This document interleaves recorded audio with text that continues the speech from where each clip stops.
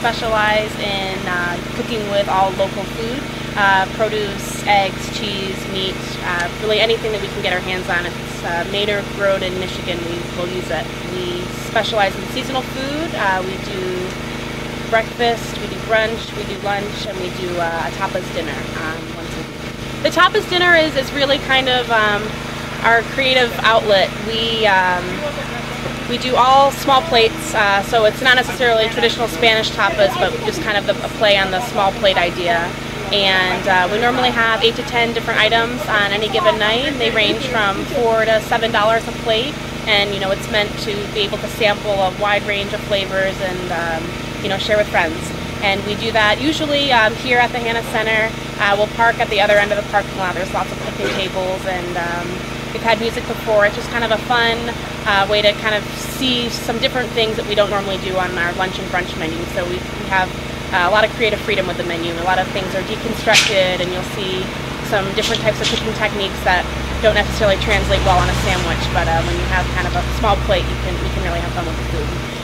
The two of us have been working in fine dining restaurants since we were able to work, as high school students, and have both had such a love and passion for the food industry. And we decided to open up a restaurant, and we decided to do it in Michigan. This is my hometown state, so Tony, my partner, is from the East Coast, and so I brought him back to the Midwest with me. And we originally were going to do a restaurant, and still that's definitely something that's in our future, but we thought that a food truck would be just a really fun way to, and less risky way, to introduce ourselves and our culinary perspective to the community. And we've been super pleased with the beginning stages of everything. So the hope is that one day when we do open a restaurant, we now have a group of people who know us and will hopefully follow us to a restaurant, but will still allow us to continue to run the food truck from the restaurant, which one day my dream is to have several different restaurant concepts, all under the same family. I've always worked in the front of the house, so I help with a lot of the baking and little side jobs, but the main brains behind the food is Tony. He went to culinary school in Pittsburgh right out of high school, and pretty much since then has climbed up the culinary ladder, working in different restaurants across the country. I think he has a lot of French in his background. He's worked at some French restaurants, and he's definitely a friend of butter and cream, as the French tend to be. But he's also worked at most places that have been using seasonal ingredients.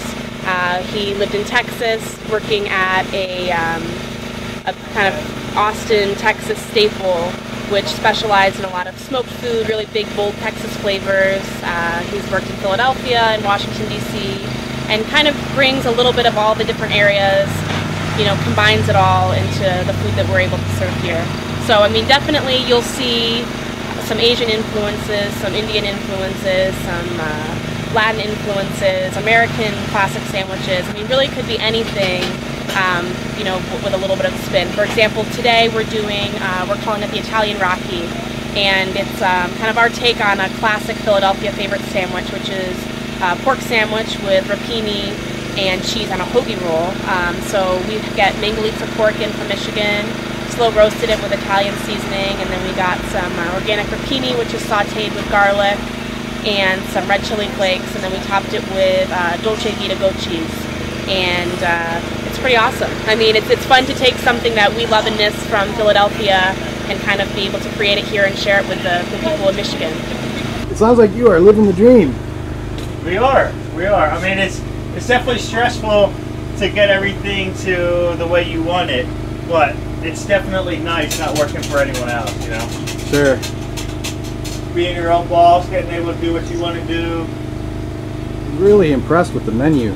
Thank you. Thank you. It's artistic. Yeah, that's it. There's a lot of components with everything, so it's not, when we prep it, it's pretty in-depth, and it takes some time to do. But people are appreciating it, which makes it worth it, We're kind of lucky when we started the food truck in that there's been enough buzz kind of around the country with all the different big cities who have really gotten the food truck scene kind of revitalized in the past couple of years. And I think that a lot of people here have seen them on TV and have heard about them, and so it's kind of this exciting thing that we finally have one here in Michigan. And I kind of always relate it to when you're a kid and you go up to an ice cream truck. There's something about the ice cream truck being in your neighborhood. You get so excited about it. And I think this is like the adult version of that. You still get to go up to the truck and it's, you know, fun, bright colors, but you're not getting a, you know, ice cream cone that when a kid that was what, you know, really got you excited. You're getting some delicious gourmet treat, which I think is kind of the adult version of the, you know, the same concept.